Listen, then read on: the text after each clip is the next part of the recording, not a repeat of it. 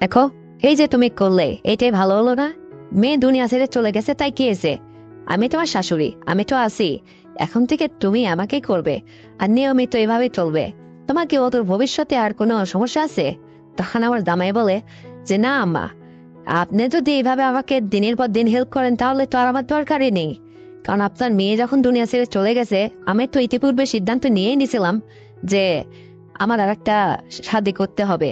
কিন্তু তার আর দরকার কি? হ্যাঁ, আপনি তো কম না আপনার মেয়ের চেয়ে। আপনি হলে তো আরো ভালো হয়। আর এর ইতিপূর্বে আমি আপনার উপরে একটু টার্গেট করছিলাম যে আসলে আপনি যদি এই প্রকৃতির হন তাহলে তো আমার জন্য একটু সুবিধা হয়। তো এখন দেখছি না চাইতেই জল। আপনি যখন আমাকে অন্য কোথাও আর কাজ করতে দেবেনই না, তাহলে আপনি নির্ভর থাকুন এখানে।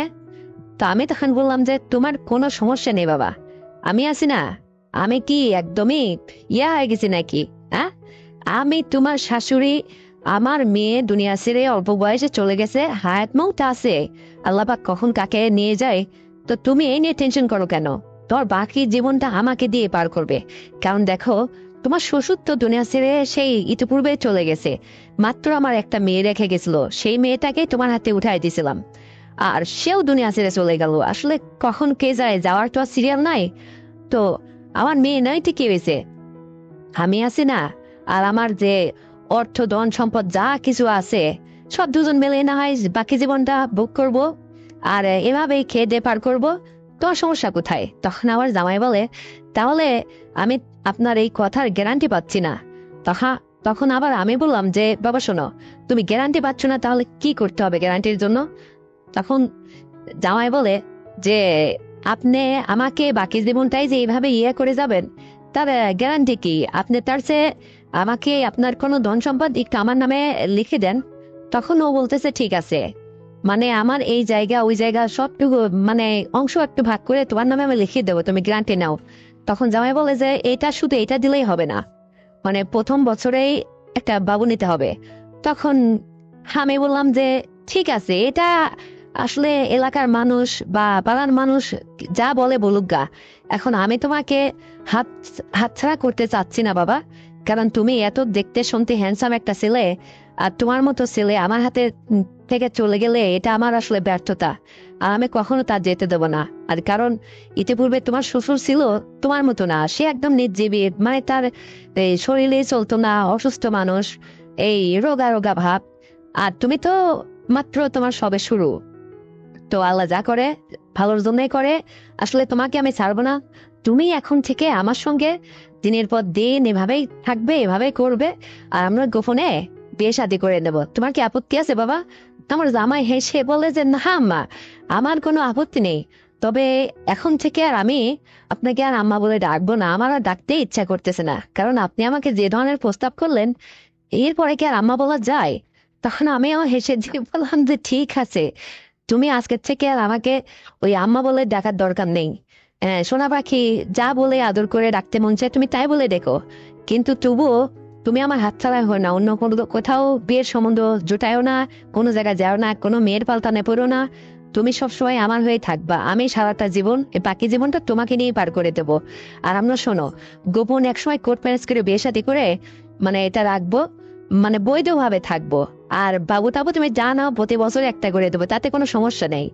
কিন্তু গ্যারান্টি এটা, তুমি এর জন্য কোনো টেনশন করো না। তো আমার জামাই তারপর থেকে বলে যে ঠিক আছে, এটা এলাকার মানুষ বুঝবে না।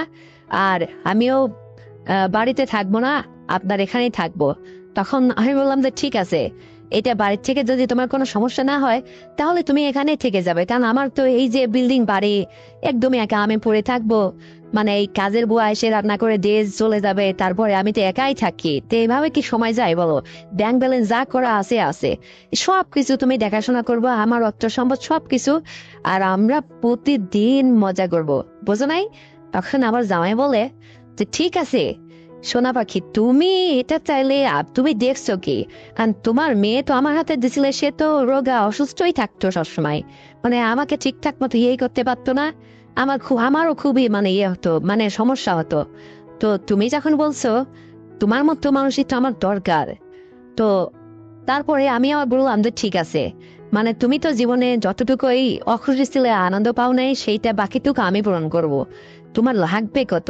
তুমি এই নিয়ে কোনো টেনশন করো না তো বাবা। ঘোড়ার ডিম টেনশন করতেছে। তখন জামাই বলে, আবার আমাকে বাবা বলছো তুমি? বাবা বলা যাবে না, তুমি আমাকে এখন থেকে আদরের সহিত বলছো। আর কি বোঝাইতে হবে তোমাকে? সোনা, জান, পাখি এভাবে ডাকবা, বুঝতে পারছো? তখন আমি হেসে দিয়ে বললাম, ঠিক আছে ঠিক আছে, আমিও তো এটাই চাচ্ছি জান, তুমিও আমাকে জান পাখি বলেই ডাকবা। এই বলে তো জামাই তখন আমাকে কাছে এসে যাই হোক একটু জড়িয়ে ধরে আদর করলো, তোমাকে লো। তা আমিও ওকে একটু দিলাম। তো তারপর থেকে সে আমাকে চুটিয়ে মানে খুব করে আনন্দ সে যে ও আর আমি জীবনটা পার করতে থাকলাম। পরের বছরে আমাদের একটা কন্যা সন্তান হলো। তাকে মানে জামাই এটা আসলে আমার কাছ থেকে একটা গ্যারান্টি চাইছিল, তাই তাকে গ্যারান্টি দিলাম। তো তারপর থেকে ও আমার আহ, মানে আমার উপর একটা আস্থা করলো যে অদূর ভবিষ্যতে আমাকে তাড়াই দেবে না। জামাইও একটু শান্তি পেলো, আমিও যাই হোক আমার এই বাকি জীবনটা হয়তো আমি কোথায় যাব, আমার অভিভাবক কে হয়ে দাঁড়াবে, এই যে নানা টেনশন করতেছিলাম, এটার থেকে মুক্ত হলাম। তো জামাই যে, বাবা যে কি জামাই যে একটা মানুষ গো, তোমাদের কি বলবো বন্ধুরা, মানে অত বড় ইয়ে মানে আমি কল্পনাও করতে পারিনি।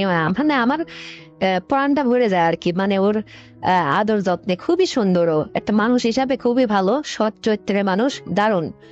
আর আমিও খুব শান্তি পাচ্ছিলাম, মানে আমি ইতিপূর্বে জীবনে কখনো মানে এত আনন্দ সহিত জীবন যাপন করিনি। মানে সব দিক দিয়ে সে আমার যোগ্য। মানে আমিও তো উঁচলম্বা বেশ ফেকারালা মানুষ, আর ও আমার জন্য একদম পারফেক্ট ছিল। ও যেমনি উঁচলম্বা, দর্শনদারি, খুব দারুণ নায়কের মতো চেহারা।